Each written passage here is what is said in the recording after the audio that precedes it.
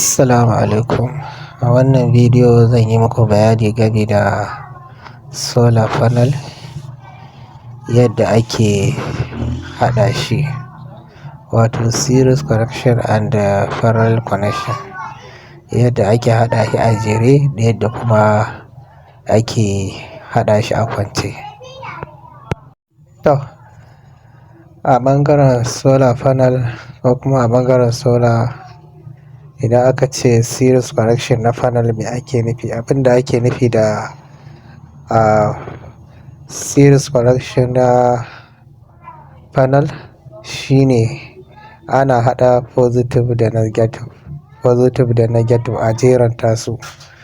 Sannan kuma a wannan tsarin ba wani abu ake nemowa ba face voltage, ƙarfin panel ɗin. Sannan kuma idan aka ce parallel connection na panel, shi kuma a wannan ɓangaren abin da ake nemowa kawai ana nemo wato amps. Idan aka ce amps, kamar wutar da take fitowa daga panel zuwa batir, su ita ake nemowa.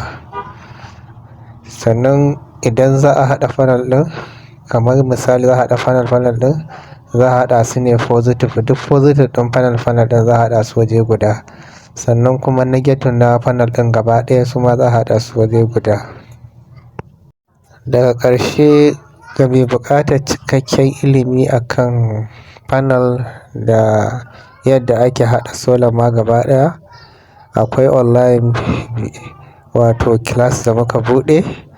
Za a iya neman mu akan lambar waya da muka sa ta 08080127, ko kuma a neme mu akan 08028039823. Kada ku manta ku yi mana subscribing da liking, wanda idan mun ɗaura wani bidiyo na ilmantarwa za ku kalla ku amfana. Mun gode.